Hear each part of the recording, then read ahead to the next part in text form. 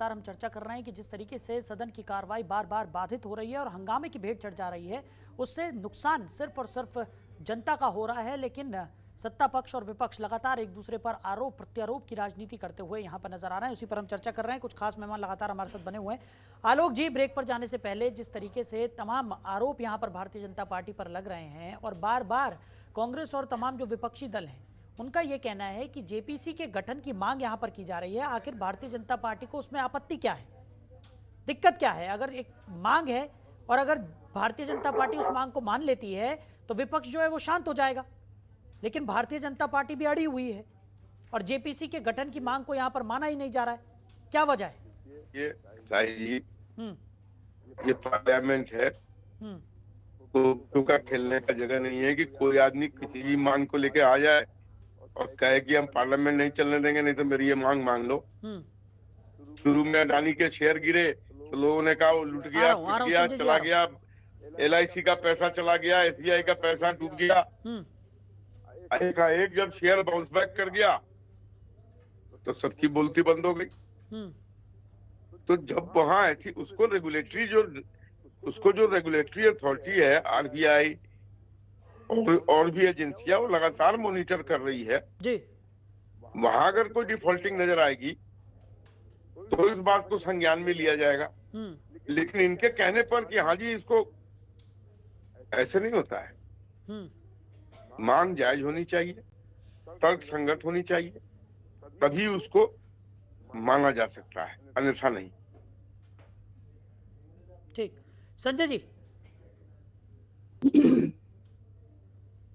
बहुत बढ़िया से इन्होंने बताए कि 2,30,00,000 रुपए इनको बहुत ज्यादा लग रहे हैं, लेकिन जो देश की जनता के 11 लाख करोड़ रुपए डूब गए, ये कोई छोटी मोटी रकम नहीं है। देश की जनता के रकम है और विपक्ष को पूरा अधिकार है उसके विषय में मांग उठाने का। सरकार को क्या जाता है, क्योंकि ये जनाधार हवा में नंगे हैं, नंगा जो है वाकई में कपड़े उतर जाएंगे अगर जेपीसी की मांग मानी। क्या इसके पहले भाजपा ने कभी जेपीसी की मांग नहीं उठाई थी? क्या उनको मानी नहीं गई थी? मानी गई, जेपीसी की मांग हुई। और इस कौन सा कार्रवाई, सेबी कार्रवाई कर रहा है। सेबी में कौन बैठा हुआ इस समय? अडानी के समझी बैठे हुए हैं। तो आप कैसे उस तरह के, तो वहां पे आप जो है दूध का दूध पानी का पानी मिलेगा। एक काम बड़ा अच्छा किया है कि आपकी जो है सुप्रीम कोर्ट ने बड़ा सही फैसला किया है कि चीफ इलेक्शन कमीशन में आप CJI भी रहेंगे, प्रधानमंत्री में विपक्ष का नेता रहेगा। अब इनकी जोर जबरदस्ती नहीं चलेगी। बिल्कुल ऐसा ही हम लोग भी चाहते हैं कि एक जेपीसी की मांग जिसमें सत्ता दल के भी लोग तो होते हैं ना, ऐसा तो नहीं कि सत्ता दल के लोग नहीं होते हैं। तो सत्ता दल के भी लोग होंगे, विपक्ष के लोग। अरे एक जांच कराई लिया जाए, कितना खर्चा आ जाएगा? कम से कम देश की जनता को इतना तो रहेगा कि हाँ भाई भाजपा एक जो है दूध के धुले हुए हैं, इसका मतलब हमाम में नंगे हैं। तो आपने जो अपना वर्ड बोला था वो बिल्कुल सही बोला था। और कहीं ना कहीं बहुत बड़ा भ्रष्टाचार हुआ है, कहीं ना कहीं सत्ता पक्ष उसमें इन्वॉल्व है। यही वजह है कि आप जेपीसी की मांग को उठाना नहीं चाहते, जेपीसी की मांग को मानना नहीं चाहते हैं। आपको 2,30,00,000 रुपए ज्यादा दिख रहे हैं, लेकिन 11 लाख करोड़ देश का जो जनता का डूब गया है आपको वो दिखता नहीं है। ये चीज आप हम एक बार मान लीजिए, इस मांग को मान लीजिए। आप मानना नहीं चाहते हैं और आप चाहते हैं कि संसद इसी तरीके से हंगामा केस होता रहे और ऐसे ही संसद खत्म हो जाए, बस यही आप चाहते हैं। आलोक जी जल्दी से जवाब दीजिए, उसके बाद डॉक्टर इंदुकान जी के पास चलेंगे। जल्दी। देखिए, अगर जेपीसी की मांग जायज होगी तो हम अवश्य जेपीसी का गठन करेंगे, लेकिन अभी कोई उसका औचित्य नहीं बनता है। ऑलरेडी RBI ने बोल दिया है कि कहीं कोई गड़बड़ नहीं है। ऑलरेडी SBI ने भी अपने बारे में बता दिया कि कहीं कोई गड़बड़ी नहीं है। तो फिर किस बात की जांच होनी चाहिए? लेकिन आलोक जी जो विपक्ष है वो तो लगातार यही कह रहा है ना कि मांग जायज है और विपक्ष का अधिकार है कि वो जांच की मांग कर सकता है, और जेपीसी में तो सत्ता पक्ष के लोग भी होंगे। तो आखिर दिक्कत किस बात की है? ये देश की जनता का पैसा है। देश की जनता का 1 रुपया क्या डूबा है? किसी को LIC ने मना कर दिया है पैसे देने से, स्टेट बैंक ने पैसे निकालने से मना कर दिया है किसी को? डूबा कहाँ है? कौन सा पैसा डूब गया? मिलना चाहिए, मिल रहा है ना। पॉलिसियां मैच्योर हो रही है, लोगों के घर पैसे आ रहे हैं, इसलिए मुगालते में ना रहे। ये नरेंद्र मोदी की सरकार है, जो उचित समझेगी उसको हाँ करेगी, जो उचित नहीं समझेगी आप नाक रगड़ के रह जाएंगे, वो हाँ नहीं करने वाले। चलिए डॉक्टर इंदुकांत, आलोक जी ने तो साफ तौर पर कह दिया है कि चाहे विपक्ष नाक रगड़ता रह जाए, लेकिन अगर उन्हें वो चीज जायज नहीं लगेगी तो वो लोग उसको नहीं मानेंगे। और यहाँ पर लगातार देखने को मिल रहा है कि सदन की जो कार्रवाई है वो हंगामे की भेंट चढ़ रही है। ऐसे में क्या सल्यूशन है सर? पुरानी बात कह रहा था, उसको पूरा करना चाहता हूँ जी। राहुल गांधी जी ने जो इंग्लैंड में कहा, जो सबसे इम्पोर्टेंट बात है, जिसपे विपक्ष के ज्यादातर दल आंख अपनी मूंद रहे हैं, वो है उन्होंने जो कोट एंड कोट कहा, collapse of Indian democracy will play out on a global scale. मतलब भारत में लोकतंत्र ध्वस्त हो रहा है जी जी, और इसका पूरे दुनिया में असर पड़ेगा। और आगे वो कहते हैं कि मैं सरप्राइज्ड हूं कि ऐसे मुद्दे पर यूरोप और अमेरिका अपना कोई मत नहीं व्यक्त कर रहे हैं जी। क्या चाहते हैं राहुल गांधी? क्या ये अच्छा लगता है टीएमसी को? आने वाले समय में वेस्ट बंगाल में जो चीजें होती हैं उनकी जांच के लिए जब केंद्र सरकार अपनी कमेटीज भेज देती है, एजेंसीज को भेज देती है, तो कितनी छटपटाहट वहां की सरकार में होती है। क्या चाहते हैं कि आने वाले समय में यूएन की कमेटीज आए जांच करने के लिए वेस्ट बंगाल में? अच्छा लगेगा? या जब यूपीए 1 यूपीए 2 में भ्रष्टाचार हो रहे थे तो वो जांच के लिए यूनाइटेड नेशंस से कोई, अगर ऑर्गेनाइजेशन से कोई कमेटी आती तो उनको अच्छा लगता? ये बहुत ही शर्म की बात है। आपको याद होगा साहिल जी, मैं याद दिलाना चाहूंगा कि जो लोग लोकतंत्र की दुहाई दे रहे हैं, इन लोगों ने तत्कालीन मुख्यमंत्री जो गुजरात के थे नरेंद्र मोदी, इनको अमेरिका का वीजा न मिले इसके लिए दर्जनों सांसदों ने रिप्रेजेंटेशन लिख करके भेजा था अमेरिकन गवर्नमेंट को कि इनको अमेरिका विजिट का वीजा न दिया जाए क्योंकि इनके ऊपर गोधरा कांड के चार्जेस हैं। आप बताएं आज देश में कितने पॉलिटिशियंस के ऊपर कितने चार्जेस हैं? जब वो मुद्दे सामने आते हैं, चाहे वो लालू यादव का मामला हो, चाहे तेजस्वी का मामला हो, चाहे ममता बनर्जी के भतीजे का मामला हो, चाहे वो शिवसेना के नेताओं का संजय राउत का मामला हो जी, तो ये सारे लोग कहते हैं कि ये चार्जेस हैं, प्रूवन नहीं है। इन्होंने लिखित तौर पर अमेरिका के लोगों को, अमेरिकन अधिकारियों को दिया था कि वीजा न दिया जाए चूंकि आरोपित हैं और गोधरा दंगों के दोषी हैं। वो लिखित चिट्ठी गूगल पे अवेलेबल है। तो उसमें शर्म नहीं आई? देश की संवैधानिक संस्थाएं, यहाँ के कमीशंस ने जांच किया और कहा कि नहीं, कोई दोषी नहीं है, किसी मामले में दोषी नहीं पाए गए हैं प्रधानमंत्री। सुप्रीम कोर्ट ने उनको फ्री किया, उसके बाद भी ये लोग कहते हैं कि दोषी हैं, उनको वीजा न दिया जाए।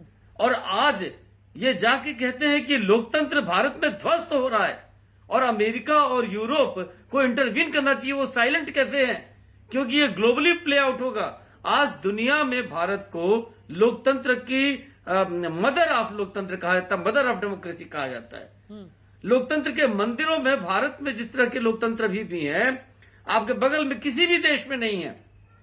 अमेरिका में आपने देखा था 2020 में जब राष्ट्रपति का सत्तांतरण हो रहा था, ट्रंप जा रहे थे और बाइडेन आ रहे थे, किस तरह की हिंसा हुई? कभी भारत में ऐसा सत्ता हस्तांतरण में हिंसा देखा आपने? संजय जी या मुन्ना खान जी, पता नहीं वो भी है कि नहीं बहस में। तो मैं सिर्फ ये कहना चाहता हूं साहिल जी कि जिस तरह से लोकतांत्रिक मूल्यों के बारे में भारत के इस तरह का दुष्प्रचार करने की कोशिश की जा रही है, और वो भी उस समय जब G20 के अध्यक्ष के तौर पे भारत की पूरे नेतृत्व को दुनिया में सराहा जा रहा है। मैंने कल भी एक जगह चर्चा में कहा था कि जब रूस के और अमेरिका के दोनों के विदेश मंत्री अभी G20 के समिट में विदेश मंत्रियों के मिले तो वो एक दूसरे से बात नहीं करना चाहते थे। उनकी मीटिंग भारत ने फिक्स कराई। इटालियन प्राइम मिनिस्टर ने उसी बीच में आकर के कहा ऑन रिकॉर्ड प्रेस कॉन्फ्रेंस में कि दुनिया के सबसे रेस्पेक्टेड और lovable executive chief of executive प्रधानमंत्री है नरेंद्र मोदी, और उन्हीं के जिनका ननिहाल राहुल गांधी का वहां पे है, वो आके कहते हैं कि डेमोक्रेसी खत्म हो गया है, कब्जा कर लिया है सरकार ने न्यायपालिका पे। जो न्यायपालिका कल महाराष्ट्र के राज्यपाल के बारे में टिप्पणी करती है, जिसने सीईसी के बारे में फैसला किया, जिसको संजय चक्रवर्ती अप्रिशिएट कर रहे हैं, तो या तो आप ये सही कह रहे हैं या राहुल गांधी की बातों को आप सही मानते हैं जी। और डॉक्टर इंदुकांत, एक सवाल और भी है कि जिस तरीके से लगातार विपक्ष जो है वो जेपीसी के गठन और उसकी जांच की मांग को लेकर अड़ा हुआ है, लगातार देखने को मिल रहा है कि सदन में हंगामा होता है और जेपीसी की जांच की मांग निकलकर सामने आ जाती है। या तो जेपीसी की मांग एक तरह का अधिकार यहाँ पर विपक्ष का है, इसको लेकर विपक्ष जो है वो इस तरीके की हंगामा यहाँ पर कर रहा है, या फिर किसी और तरह से देख रहे हैं आप इसको? साहिल जी, ये प्योर पॉलिटिक्स है और मैं बिल्कुल अपने दिल की बात कहूं कि चूंकि 2024 का इलेक्शन सामने है, जेपीसी के पुराने रिकॉर्ड आप देखेंगे, भारत में जितने जेपीसी हुए हैं जी। किसी भी जेपीसी ने कोई भी ऐसा निर्णय या ऐसा कोई कंक्लूसिव चीज नहीं बताई जिससे देश की राजनीति में या देश की नीतियों में बड़ा बदलाव आया हो। क्यों? क्योंकि देखिए, जेपीसी का जो गठन होता है, उसका जो नियम है, उसमें बहुमत होता है सरकार का, केंद्र सरकार का जी, और अल्पमत में होती है विपक्षी दल। हाँ। तो ऐसी स्थिति में आपको लगता है कि अगर विपक्ष पा भी जाए कोई गड़बड़ी, कहा यह गड़बड़ है, हाँ। तो अल्टीमेटली कंक्लूसिव फैसला तो बहुमत से होगा। बिल्कुल। और जेपीसी का जो सिद्धांत है काम करने का, वो कह देगा कि ये विपक्ष के सदस्य झूठ बोल रहे हैं। लेकिन होगा क्या जानते हैं? जितने भी जेपीसी पुराने रिकॉर्ड में हुए हैं, जिसके लिए स्वयं कांग्रेस उस समय नहीं तैयार होती थी, भारी दबाव में भ्रष्टाचार के उन्होंने उसको स्वीकार किया था, तो उसको पूरा उपयोग किया उसमें भाजपा ने कि वो बायकॉट कर देंगे, उसका पूरे साल उसको चलाएंगे, 3 महीने में रिपोर्ट देना होता है, रिपोर्ट देने में सहयोग नहीं करेंगे, चुनाव तक इस मामले को ले जाना चाहते हैं जिससे जनता के सामने एक भ्रम की स्थिति बनाई जा सके। बड़ी बात साहिल जी क्या है कि इसी मुद्दे पर जब सुप्रीम कोर्ट ने एक सरकार की दिए हुए नामों को रिजेक्ट करके स्वतंत्र ढंग से अपने नाम स्वीकार करके 6 लोगों की एक कमेटी बना दी कि ये जांच करेगी और ये बताएगी, जिसमें सहयोग करेंगे सेबी और आरबीआई तमाम लोग, एसबीआई के लोग, एलआईसी के लोग, कि इसमें भ्रष्टाचार है कि नहीं अडानी के। अब बताएं, जो सुप्रीम कोर्ट को सर्वोच्च मानता है, सुप्रीम कोर्ट पे किसी को संदेह होना भी नहीं चाहिए लोकतंत्र में, उसके बाद अब जेपीसी तो निश्चित तौर पे पॉलिटिक्स की बात है और संसद चलाने में किसी की रुचि नहीं है, क्योंकि भारतीय डेमोक्रेटिक सिस्टम में संसद को आजकल, विधानसभाओं संसद को बहुमत के हिसाब से चलाया जाता है, लोकतंत्र के हिसाब से, चाहे कोई भी राज्य सरकार हो। इस मामले में हम में सभी नंगे हैं कि जिसका बहुमत है, जिसकी लाठी उसकी भैंस, उस तरह से संसद और विधानसभाएं पूरे देश में चल रही हैं। जी बिल्कुल। आलोक जी, जिस तरीके से अभी डॉक्टर इंदुकान ने भी ये बात रखी और जिस तरीके से विपक्ष लगातार ये मांग कर रहा है कि जेपीसी का गठन यहाँ पर किया जाए और जेपीसी की से जांच कराई जाए, अगर राहुल गांधी माफी मांगने को तैयार हो जाते हैं, जैसा कि सत्ता पक्ष चाह रहा है और लगातार ये कहा जा रहा है कि राहुल गांधी माफी मांगे जो भी कृत्य उन्होंने किया है उसको लेकर, अगर राहुल गांधी एक स्टेप लेते हैं और माफी मांग लेते हैं, तो क्या सत्ता पक्ष जो है वो जेपीसी के बारे में सोचने को तैयार हो जाएगी? जेपीसी के गठन की बात बेमानी है, तर्कहीन है। अगर आपको उसमें लगता है कि कोई ऐसा बहुत बड़ा अडानी ने गड़बड़ किया है, तो उनको कोर्ट में ले जाइए। जेपीसी में तो वैसे भी मेजोरिटी रूलिंग पार्टी की होती है जी जी, और ढाक के 3 पास होकर रह जाएगा, जैसा कि अभी हमारे को पैनलिस्ट ने बड़ा स्पष्ट ढंग से समझाया। जी जी, इसको तो ये तो चुनावी मुद्दा बनाने की बात हो रही है।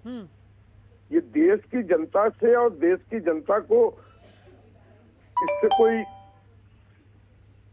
राह उसकी आसान कर देने वाली बात नहीं है। अगर अडानी ने कुछ ऐसा गलत किया है तो take him to the court, लेकिन आप हर वक्त कोई पॉलिटिकल मुद्दा बनाने के लिए अगर आप कोई गेंद उछालेंगे तो हम थोड़ी उस गेंद को पकड़ लेंगे जी।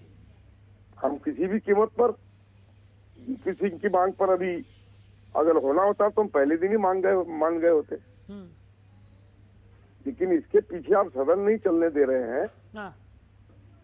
ये आप गलत कर रहे हैं। ठीक, संजय जी, इसके लिए देश आपको माफ नहीं करेगा। जी जी बोलिए संजय जी। डॉक्टर हिंदुस्तान जी ने कहा कि हस्तक्षेप करने की बात की, हाँ, जो कि गलत है कि अमेरिका से और यूएन से हस्तक्षेप करेंगे, जो कि गलत है। मैं इसको भी गलत मानता हूँ। लेकिन क्या पुलवामा कांड को जो है आईएसआई के एजेंटों से जो है जांच कराना, क्या वो सही था? इसका मतलब आपको अपने आईडी पे, अपने सीबीआई पे भरोसा नहीं था, देश के प्रधानमंत्री को भरोसा नहीं था, देश की सरकार को भरोसा नहीं था। पुलवामा नहीं, पठानकोट। ठीक। कश्मीर में 370 हटाने के बाद जो है आप तमाम विदेशी पत्रकारों को लिया करके घुमाना, क्या वो आपको अपने लोकतंत्र पे भरोसा नहीं था? आपने क्यों घुमाया, क्यों जांच करवाई, क्यों आपने उनको जो है चारों तरफ दिखवाया? क्या आपको अपने लोकतंत्र पे, अपने भारत के अंदरूनी मामले में क्या लोगों को दिखाने की जरूरत थी कि आपके कश्मीर में जो है पहले क्या था और अब क्या है? ये सारी चीजें जो है अपने हिसाब से जो है सरकार राजनीति करती है, पहली चीज। दूसरी बात, जेपीसी के निर्णय का कोई फर्क नहीं पड़ता। तो नहीं फर्क पड़ता है तो मान लीजिए ना, अगर जेपीसी के निर्णय सरकार का बहुमत होता है तो आप ही के लिए तो फायदा है भाई, आपने मान लिया। और सबसे बड़ी चीज, मैक्सिमम विपक्ष तो वैसे शांत हो जाएगा, राहुल गांधी कांग्रेस अकेले पड़ जाएंगे। आप जेपीसी की मांग लीजिए। आप सरकार को, आप खुद नहीं चाहते कि सदन को चले, आप नहीं चाहते सदन चले, इसीलिए आप कांग्रेस से जो है आप चाहते माफी मांगे और जेपीसी की मांग हम नहीं माने। मतलब आप पूरे विपक्ष को एक तरीके से घेर करके रखना चाहते हैं, सदन को न चलाने की आपकी कोई इच्छा शक्ति नहीं, क्योंकि 2024 में इलेक्शन है और उसके पहले कोई बात उठ जाती है। अरे हम कहते हैं कि चलो ठीक है, कहीं कोई गड़बड़ नहीं है, कहीं ना कहीं तो होता है कि आग, कहीं धुआं जब है तो कहीं ना कहीं आग जरूर लगी होगी, इसीलिए जेपीसी की मांग नहीं मानी जा रही। यार हम कहते हैं 10 लोगों में से 7 लोग आप बीजेपी के लोग रहे, 3 लोग कम से कम बाहर चलेंगे, लेकिन वो 3 लोग तो कम से कम कुछ तो जानकारी पाएंगे ना जेपीसी की जांच में, लेकिन आप करवाना नहीं चाहते। क्यों? क्योंकि आपकी पोल पट्टी खुलने वाली है। आलोक जी जल्दी से जवाब। हमारी पोल पट्टी अगर खुलने वाली होती तो पेगासस के मामले में खुल जाती, राफेल के मामले में खुल जाती, नोटबंदी के मामले में खुल जाती। ये सब तो सुप्रीम कोर्ट में जाके ध्वस्त हो गया। तो अब आप क्या सोच रहे हैं कि जेपीसी में हमारी पोल पट्टी खुल जाएगी? अरे मुगालते में मत रहिए, ये सब फैब्रिकेटेड एलिगेशंस हैं, इनका कोई धरातल से लेना देना नहीं है, काम की बात नहीं है। तो किसी भी मुद्दे को पकड़ के मुद्दा बना देना, ये कांग्रेस का, टीएमसी का, इन लोगों का आजकल छगल बन गया है। आपके पास मुद्दे तो है नहीं हमसे टकराने के लिए। आप छत्रप नेता हैं, ज्यादातर लोग तो अपने अपने क्षेत्र के वंशज हैं, बाहर तो आपको कोई पहचानता नहीं है। अब टीएमसी को कर्नाटका में कौन पहचानता है, बिहार में कौन जानता है टीएमसी क्या है? भारतीय जनता पार्टी तो नॉर्थ में भी अब परचम फहरा चुकी। 1984 में 2 सीटों में आप भी थे, आपको कौन जानता था? ये आपको हमारी पीठ थपथपानी चाहिए कि 2 सीटों से इतनी सीट पे आ गए। आपको तो हमें शाबाशी देना चाहिए। मेघालय में देखा ना आपने, हम लोग खुल गए हैं मेघालय में, हमारे लोग आ गए ना, एमएलए बने हैं ना। तो अभी लोकसभा भी आने दीजिए, आपको पता चलेगा कि आप कहाँ थे, हम कहाँ थे। एक संजय जी कहावत है, दिल्ली दूरस्थ, दिल्ली का सफर आपके लिए बहुत दूर है। आप चिंता ना करें, आप समय का इंतजार करें, इलेक्शन होगा, आप समय का इंतजार करिए। चलिए समय का इंतजार, हम तो जानते हैं आपके पास नहीं है। and we shall win again। 303 से हम इस बार 400 पार जाएंगे। वो आप वही तो कह रहे हैं, 405 जाएंगे या 45 पे अटकेंगे, ये तो समय बताएगा, ये तो समय बताएगा। चलिए ठीक है, ठीक है। डॉक्टर इंदुकांत, एक अहम सवाल यहाँ पर कि जिस तरीके से हमारे जो चर्चा का मेन मुद्दा था वो यही था कि जिस तरीके की स्थिति इस वक्त सदन में देखने को मिल रही है, उससे सिर्फ और सिर्फ जो नुकसान है वो जनता का होता हुआ दिखाई दे रहा है। सत्ता पक्ष सदन चलने नहीं देना चाहता है या विपक्ष सदन नहीं चलने देना चाहता है, ये दूसरी बात है, लेकिन सदन चल नहीं रहा है और ऐसे में जनता को भारी नुकसान यहां पर उठाना पड़ रहा है। और जिस तरीके की स्थिति इस वक्त बनी हुई है, आज राहुल गांधी सदन की कार्रवाई में हिस्सा ले सकते हैं। आपको क्या लगता है, राहुल गांधी को यहां पर माफी मांगकर इस मुद्दे को यहीं पर दबा देना चाहिए? क्योंकि कांग्रेस तो अड़ी हुई नजर आ रही है, उनका यह कहना है, जिस तरीके से खड़गे साहब ने खुद ये कहा कि माफी का तो सवाल ही यहां पर नहीं उठता, जिस तरीके से प्रधानमंत्री नरेंद्र मोदी के पुराने बयानों को यहाँ पर मुद्दा बनाया जा रहा है कांग्रेस की तरफ से, और उनको कहना है कि राहुल गांधी ने किसी भी तरह की कोई गलती की ही नहीं है। वो तो इस बात को मानने के लिए तैयार नहीं है। आप क्या कहेंगे? जी, सबसे पहले तो मैं संजय जी को अप्रिशिएट करूंगा कि उन्होंने स्वीकार किया कि विदेश में जाकर करके देश के बारे में कोई इस ढंग की बात कहने को सपोर्ट नहीं करते हैं। जो शुरू में हमको लगा कि उनके कहने से कि वो सपोर्ट कर रहे हैं कांग्रेस के इस बयान को कि भाई भारत में लोकतंत्र ध्वस्त हो गया है जी और अमेरिका और यूरोप को इंटरवीन करना चाहिए।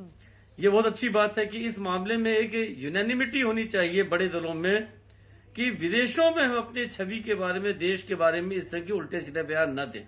शायद यही कारण है कि टीएमसी और कांग्रेस एक साथ इस मुद्दे पर, कांग्रेस ने काफी कोशिश की लेकिन मिलकर जो लड़ाई राहुल गांधी की लड़ना चाहते हैं वो नहीं लड़ रहे हैं।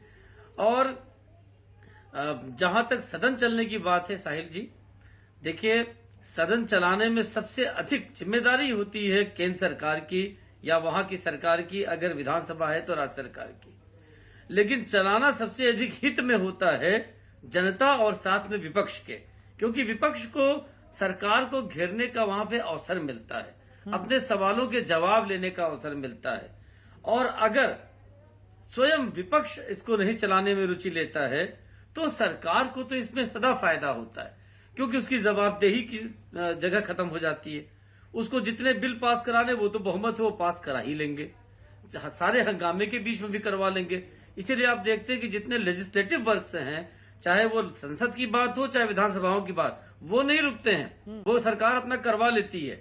क्या बजट नहीं पास होगा? बजट पास होगा, उस पर चर्चा हो रही है। क्या राष्ट्रपति के भाषण पे, अभिभाषण पे धन्यवाद प्रस्ताव पारित नहीं हुआ? वो सरकार ने करवा लिया। अब आप हंगामा करते रहिए, सरकार को तो फायदा है, कोई अकाउंटेबिलिटी नहीं होगी, सरकार को कोई विपक्ष के सवाल, चुभते हुए सवालों पे बात नहीं करनी पड़ेगी। नहीं तो इस सदन के दौरान कुछ भी देश में होता है तो वो बड़ा मुद्दा संसद में बनता है। और एक मुद्दे पे, ऐसा मुद्दा जिसपे राहुल गांधी बिल्कुल फंस गए हैं, मेरा मानना है उन्होंने जो काम किया है वो ऐतिहासिक ब्लंडर है, हिस्टोरिक ब्लंडर है। और अब वो ढूंढ के अगर लाते हैं प्रधानमंत्री के पुराने भाषण और सारी चीजें, तो देखिए इसको कहते हैं लेम एक्सक्यूजेस। पूरे देश ने जो भी प्रधानमंत्री ने कहा सही या गलत, अब वो बात पीछे की हो गई। क्या कांग्रेस ने उसको उठाया देश में, उसको बड़ा राजनीतिक मुद्दा बनाया जैसा भाजपा ने अभी बनाया है? अगर गलत भी कहा हो पीएम ने तो।